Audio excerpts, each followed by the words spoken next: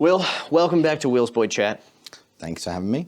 As always, you are my co-host. We're going to talk about a topic related to the Chinese car market. In this case, we're going to be talking about a very hotly anticipated and hotly received Chinese vehicle called the Xiaomi SU7. Not SU7? We're not calling it SU7? Okay, so we can start with that.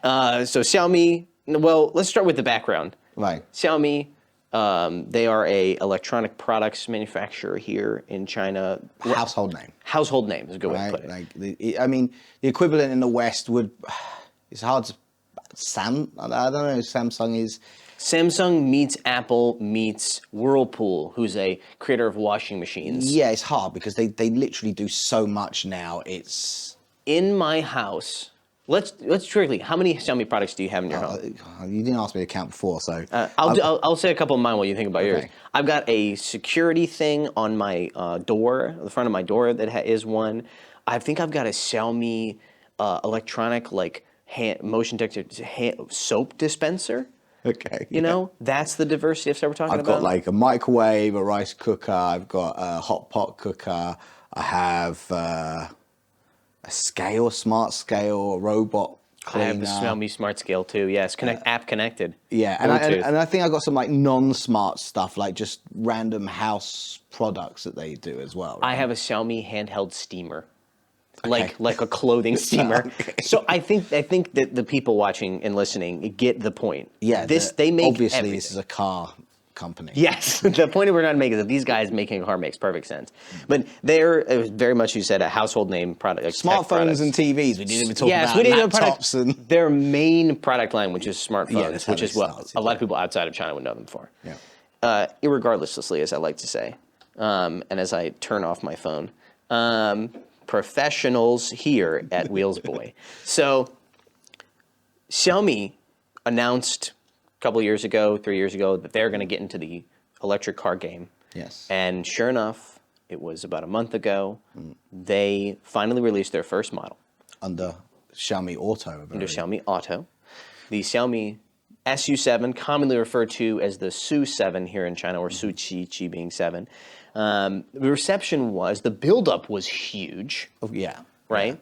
Yeah. Lei Jun, who's the CEO of Xiaomi, did everything he could to hype it. He's quite charismatic online, right? And yeah, isn't that funny? That concept, is he charismatic in person? I don't know, probably not. I haven't but met him. he's a heck of a social media user. Yes.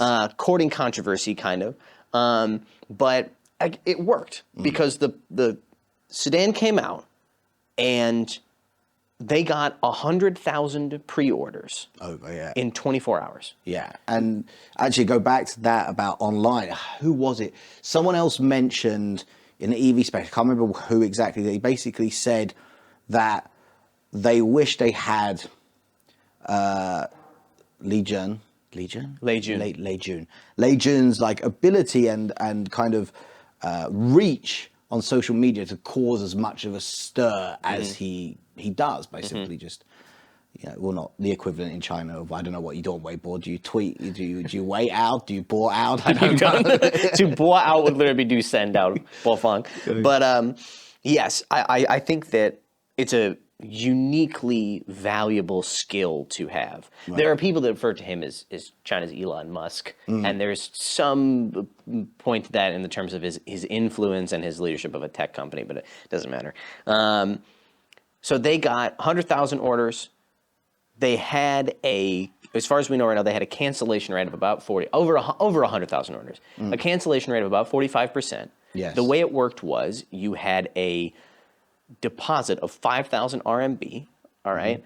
And then that was refundable. It's about $800, refundable within 7 days. Yes. Now, for context, let's talk a bit about pricing, because that obviously matters. You have to talk a little bit, because there was a little bit of argy-bargy.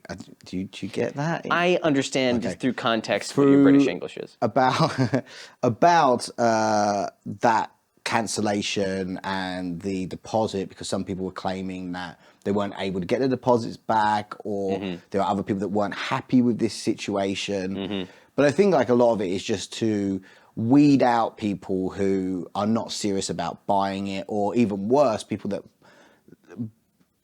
when these companies do these big launches, people will immediately put down the deposit in order to hold a early slot, which they can later sell. People were selling their early pre-orders for SU7s at a profit. Right. Someone in our office put in the pre-order and then decided they didn't want it and then canceled it and realized too late, man, I should have sold that. Right. Yeah. I should have sold my pre-order slot. Well, that's what I mean. Now you've only got like 7 days to find somebody, right? Correct. So 45% cancellation rate on the over 100,000 orders, leaving them with about 60,000 locked in orders for the first year of production or so. Their factory has a capacity of 150,000 at this point. Right, they said they can produce about half of that in the first year, so around 75,000. So it's probably good that they didn't have all 100,000 orders go through because they wouldn't have been able to keep up. Blessing and a curse being that successful, right? Yes. It's, you don't want to underachieve, but overachieving in this way can also cause problems, right? Creates major problems. Either you try and fulfill all those orders and end up, cutting corners or putting out subpar quality because you're trying to keep up, or you're too slow and then people start cancelling, which we may still see, some people drop out because they don't want to wait, however long it might take. One of the reasons my coworker canceled his order is because he had to wait 19 weeks. Right. So over 4 months, almost 5 months. And that was too long. Frankly, as media, we wanted him to get it because it would be really great to have one and be able to shoot it. Everyone's begging me to drive this car. And these are, at this point, it would be easier for me to find a Bugatti to drive. Yeah, it's ridiculously hot right now in China. It's getting better quickly, but certainly for the first week or so after these orders, these first batch of cars started shipping, it was nigh on impossible to get our hands on one. And to rent one was hundreds of dollars a day and stuff, and the wheelbarrow budget ain't that big. So I did, as it turns out, get to drive one. Right. I had to go to a whole other city, and I did the Chinese video about it, and we'll talk a bit more about my impressions of the car later in this discussion. But let's talk a little bit about what was getting people so hyped about the car. Obviously, there's some manufactured hype from people like Lei Jun and stuff, and the controversy around the car. It received a lot of attention. One, it looks a heck of a lot like a Porsche Taycan. Yes. Yeah. Again, this is good and bad. There are some people that really like the fact it looks very much like a Taycan, and there are people that really hate it for the fact it looks like a Taycan. Probably Taycan owners hate it. Yes. Although there were some in good jest that were put in Beijing Xiaomi on the back of their Taycans and filming little videos about it. Right? Yeah. So for context, of course, the Xiaomi, their license to manufacture vehicles is through BAIC. Is it BAIC or is it? No, it's BAW, isn't it? BAW, Beijing Auto Works. Yeah. It's through them, and so their cars, just the way that so many of these other big smart brands and stuff, like Hi-Fi used to say, was it Gaohe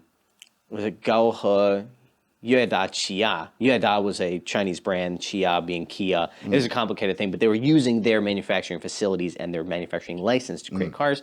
The same is true for Xiaomi. That's just how the system works here. And so, yeah, you put that badge for your BAW Xiaomi Porsche is pretty fun. There's a whole bunch of, as you can imagine, the Chinese internet is like internet anywhere. There's absolute reams of memes coming out about it. Exactly. And that are pretty funny. So the looks is what got it a lot of attention abroad and here.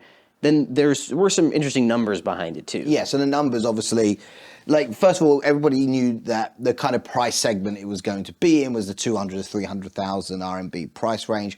Doesn't make much sense when you cut the price segments like we do in Chinese money, because what is it?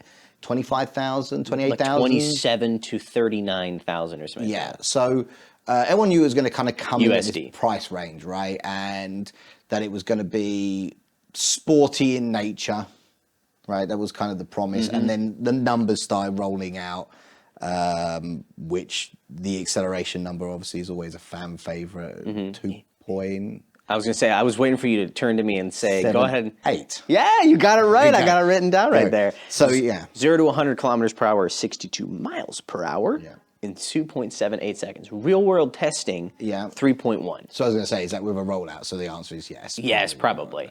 Okay. So real world slow as a dog, 3.1 seconds. Who even wants to try it out? But as you mentioned, one of the things that was really interesting about it is, and this has been tried by a lot of other Chinese manufacturers, they made a lot of promises about the fact that it's going to be, to put it in simple terms, a driver's EV. Right. An EV that can handle a true electric sports sedan, not just look like a Taycan, but outperform a Taycan in certain metrics. And they're all sorts of, on the launch event, there's all sorts of comparisons of it and the Taycan and breaking from 0 to 100. Yeah, they lent into it. 100 to 0. Yes, of course. And power figures and 0 to 100 kilometer per hour times and this and that. And we're not saying it's better than a Taycan, because we know, We're not. Like, the whole thing about Taycan when it first came out, people were like, oh, it's not as fast as a Tesla, but, Porsche came out and said, yeah, but you can do the 0 to 100 again and again and again and again. It's not going to suddenly start slowing down, right? And overheating, heat soak and whatnot. And so, all this to talk about a bit, drifting and things like that, which are great. I mean, as two people who like to drive cars, we were very hyped on the idea that we want more fun to drive EVs, affordable EVs for people. But I think the key here is, and why it's been so successful, and why others in the past, say like the IM-L7, for example, that did a lot of like, we've got a chassis that's tuned by Williams Engineering, and blah, blah, blah, blah, blah, F1, blah, blah, blah, blah, blah. The reason why that didn't sell so well is because it's just too expensive. And I don't think older people in China, I mean, I'm talking about people my age in China, care about... People that are mid to late 30s. the sportiness and handling. They want comfort and luxury. Yes. So by putting it in this lower price point, this 200, 300,000, they can aim it more at younger people who actually care or want that. That's what they're after, right? People who are willing to trade off in some sense, the ride quality, maybe the flintier ride in exchange for and some luxury features for sharper handling. That's the game of 25-year-olds. It's not the game of 45-year-olds. Exactly. Yeah. So a lot of performance, dual chamber air suspension available on the top model, the Max they call it. Although it will break if you drift it into a curb. Oh, I know, what a PO. Yeah. So again, this car, we can't overstate how popular or how viral this car was. Every single thing about it everything that happened with it could potentially go viral. So what you're referring to, right, was there's this short video that showed someone who, according to Xiaomi, was going on a test drive in the car, was transferring from a smaller road onto a main road. Oh, you're talking about that one. Yeah, there was another one where something similar happened. Yes, you're talking about the one where he loses... Fishtails, yes. The guy's coming onto the road. It's basically, from this perspective, you see the car coming on from behind, and then clearly the person stomps on it, and they just fishtail and lose control. Look, it's got 470 kilowatts or 600 something horsepower. Yeah, and you give some dingus who doesn't know how to drive behind the wheel, and they don't know what they're doing, and they're going to crash it. A numpty is a numpty. I mean, you shouldn't be driving like that on a public road. It was, so, and I know we all do it, and we. Speak for yourself, sir. I say under the speed limit, but. On a test drive is not, if it's my own car and I don't go on a test drive with someone else in the car and go, you know what I'm about to do? I'm about to just whale this across the road. That, behind the scenes, that makes you very different than our coworker, Justin, part of our shooting team who works with me on my Chinese content.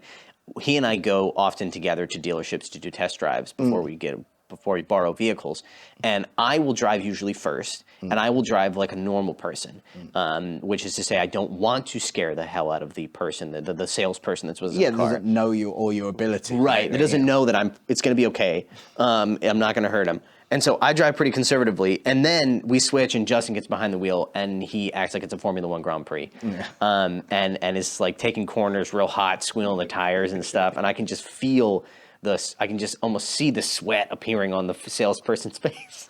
Oh, well then, okay. Then we have to talk because you asked me to talk about this story, and this is perfect time. Oh, to man. talk about this story. Okay, all right. This is a non sequitur, but it is a valuable non sequitur. Yeah. Will has a great. I don't want to do too much.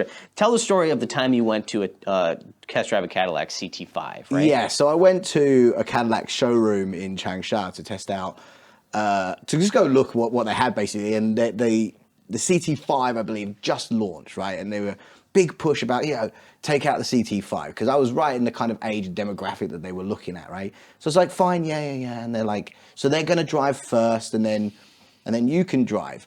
What wasn't really translated to me was that for some reason, I still don't know to this day why, Cadillac had decided that for their test drives they were going to have professional drivers drive the cars. And we're talking about on public roads. And this guy, he was just screaming down these roads, like cars parked on either side, barely enough for two cars to come past. This guy is doing like 100 kilometers an hour in like a 30 kilometer an hour area. He is like sliding around corners. We went into, I would say car park, but it wasn't. It was like a loading dock for some trucks. And he's just doing donuts while I'm just in the car. and then it's just like, do you want to drive it? I'm like, yeah. And then I'm just driving it around, and all I'm thinking about is I just want to go home, right? I just was not ready for it. I did not know it was going to happen. It scared the living daylife out of me. And yeah, it's just so weird. It was so weird. I imagine somebody thought it would be a good idea to show people what the car is capable of, but on a public road like that, like it should never have been done. Like, it's beyond stupid, and as it turns out, didn't really help with Cadillac CT5 sales here in the Chinese market. They're still not doing fabulously, yes. Though it is the best-selling Cadillac in America at this point. Right. Shout out to that. Back onto Xiaomi. Back onto Xiaomi. So there's a couple of other things. We're talking about performance. We're talking about this. There is going to be an Ultra version, apparently, that's going to come out, the SU7 Ultra. Right. In theory, similar to something like the Zeekr 001 FR. Okay. So potentially low 2-second 0 to 100 kilometer per hour times, even more of a, maybe semi-slick tires, more of a focus on handling and all this other stuff. Hey, look, I'm looking forward to that. The thing is, the FR is like still like a full car, right? It's not like if you think about your Porsches where they rip out everything when you're talking about some of these, high-end models. I wonder if the Xiaomi is going to still be a normal car, or whether they will be like, nah, let's just remove the rear seat. I mean, if they do remove the rear seat, they won't sell any in China. Porsche Taycan GT apparently does have the rear seat delete option in the Weissach package, which is the rear seat delete on a sedan. Somebody will buy it. And so I think we can transition here. I'll talk a little bit about my experience. Okay, so you've actually driven it, right? I have actually driven it. So it was a couple of weeks ago. It was a long week. I was in Beijing for the launch of the domestically produced Ford Bronco, and I learned that a former classmate of mine from Wuhan University, where I went to my master's, his dad bought a Xiaomi SU7 Max, and he very early, I think his number was 575. Right. Okay. And so you got a Founders Edition. Founders Edition, yes, thank you. So the top spec, and he said, "Hey, you come to Wuhan, you can drive it." So I woke up at 5:15 a.m. on Wednesday morning a couple weeks ago. Dedication, my friends, and I took a flight from Beijing to Wuhan, and we had about half a day with the car. 11 o'clock we arrived. He was nice enough to have it waiting at the parking lot at the airport. Shout out to him. He actually went. He dropped the car off the night before at the airport. Then he realized he'd forgotten to complete all the tutorials and take all the tests that you have to do in order to activate the driver assistance system. Right. And he goes, "Oh, I'll come early that day, and I'll do them for you." So he went back the next morning before we arrived at the airport, and he completed all the tests. So shout out to Dan, great guy. But we had about half a day with the car. I drove it around Wuhan. It was raining, and I'd seen a lot of videos of SU7s losing control.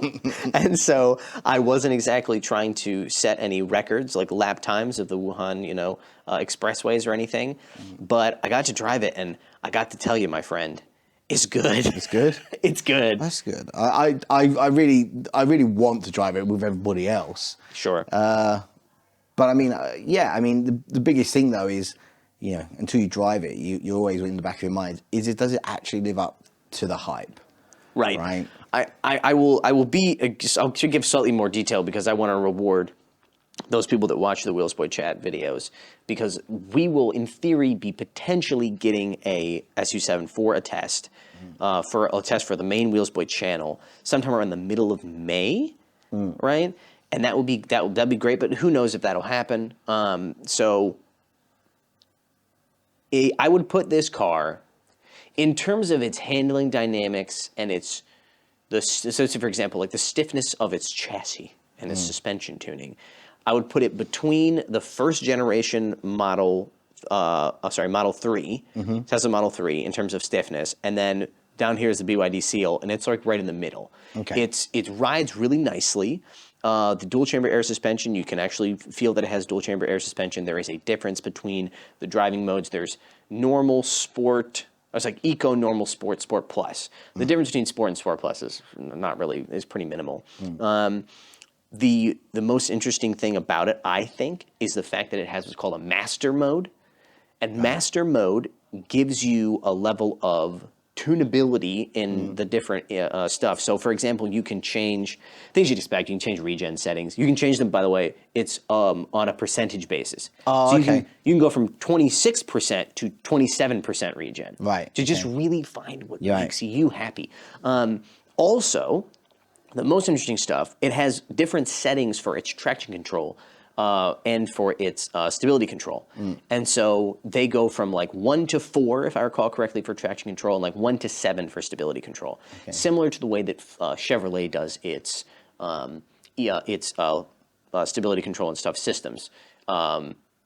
It's a range of them, from really intrusive to pretty much to off.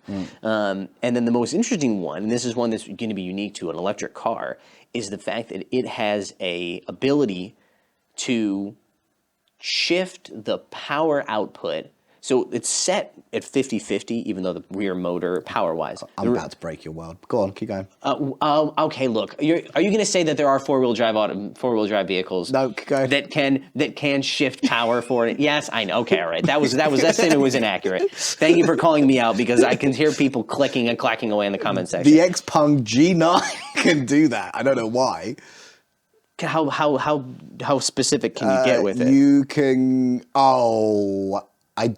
It's not a percentage thing, right? No. It's like 50-50. You can do 70-30, 90-10. Okay, so... And now 100 and 0, yeah. This one offers slightly more ability to be more specific. More nerdy. More nerdy. Now, in terms of... so what we're saying is, it's normally set at 50-50, which really means, in this context, as I understand it, full power for the rear motor, full power for the front motor. Right. But you can take it, so you can make it so that essentially what happens, if you move the slider towards the front, you're really depowering the rear motor. Yeah, and make it front biased. Front biased, yes. And then you can make it essentially front wheel drive. And then you can do the same thing the other direction and make it essentially rear wheel drive only. Which will allow it to do the drifty. Which will get a little driftos. Yes. And that's cool. I mean, I like that they kind of have a level of adjustability, and it makes it feel more like a performance It makes vehicle. way more sense in that than the Xpeng G9.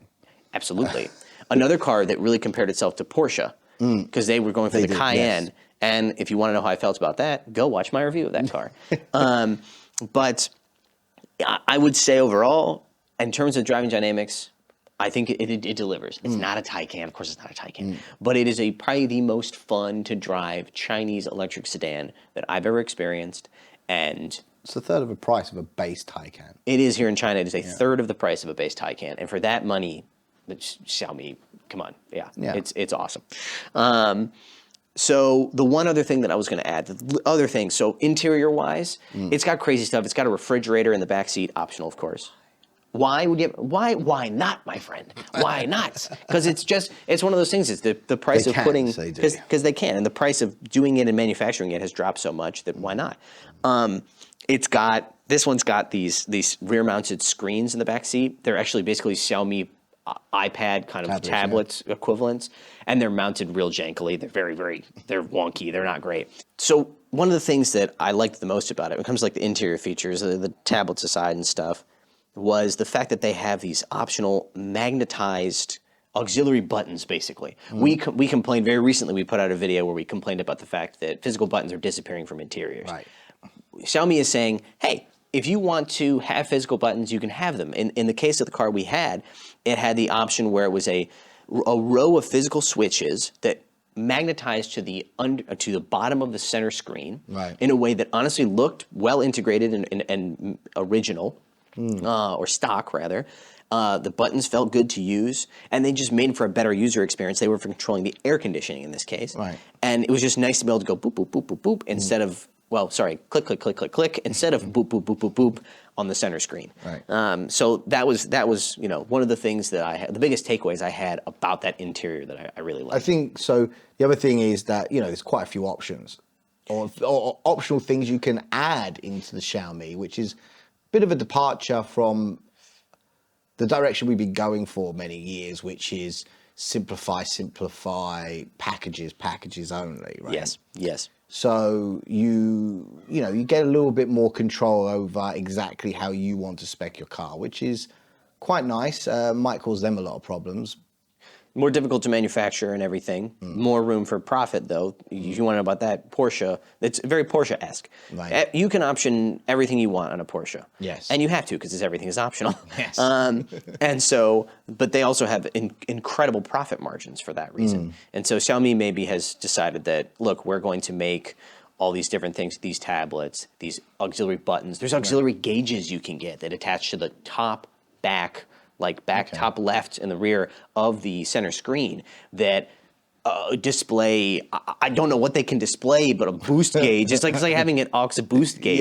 It's dumb but oil awesome. Temperature you don't need. Right, exactly. Battery temps. That'd be kind of cool actually if you were gonna track it. I'm on fire. Yeah, potentially about to explode. So let's wrap up here. And by talking about what we think we might be able to expect from Xiaomi for the rest of the year and in the future. So we do know, you mentioned to me before, we talked a little bit about this factory that they have with BAW, and I mentioned that the peak capacity as of right now, they say it will eventually be 150,000, but they're going to have to raise that because why? Well, because they want to, they have an SUV coming. Now, we still have to, we don't know fully the demographic for Xiaomi, but if we go by everybody else that's ever built a car, really, they sell normally 2-to-1 SUV to sedan, right? When they have a version, so you think 3 and Y, for example, you've got an SUV version of the 3, pretty much, sells 2-to-1 in China. So, I mean, if you go on those numbers, who knows how many they could have come in. That could be real problematic for them if they don't figure out a way. And this is what I mean, blessing and curse for being successful. Because obviously it would take them time to be able to increase their capacity up to full amount. And you can't just build a factory in a few months, right? No, you can't build a factory you have to build a factory in anticipation of demand, not when the demand strikes. Yes, because it might have already passed by and the the time thing you is, build it. If people worry it's going to take too long, then you may lose customers because they go looking somewhere else for a vehicle they can get now or sooner, right? Correct. So yeah, I mean, look, in terms of launches for a brand, I can't think of a more successful one. Well, one that's lived up to the hype. I think that's the importance, right? It Yes. was hype going in, and it actually lived up to it, or at least so far, it's living up to. Correct. We'll see. We'll see if the hype wears down because if it's just pure hype, then eventually things will cool off and it will no longer be the hottest item on the market. Right. Yeah. And it won't be a thing where when I do my Chinese content that I have to do, for a while there it was like, you got to do a video a day about the Xiaomi SU7 or you're going to get left behind by everybody else. Right. And so when that video of the car coming out and crashing came, I had to do a video about that. Or people putting their hand in the trunk to check it's like if it will close on their hand and people just getting their hands stuck. We'll close with the most recent one that went viral. That was very funny. It's also not flattering for Xiaomi. They asked the voice assistant in the car, "Hey, which car would you buy between 200 and 3,000 RMB, which is the price point for that car?" And the voice assistant said, "A Honda Accord." Nice. Yep, there you go. Technology will always come back to bite us. But we will be driving the SU7 hopefully soon, and the SUV in the future. So I hope everybody stays tuned and that they check out the main channel and look for that review. We will call that a wraps for this episode of Will's Boy Chat. Will, thank you for joining me. Been fun. As always. Those that are watching, be sure to let us know if you have any comments on this topic, what they want to hear us talk about especially. That always helps us. So we appreciate them letting us know below. Right. See you later.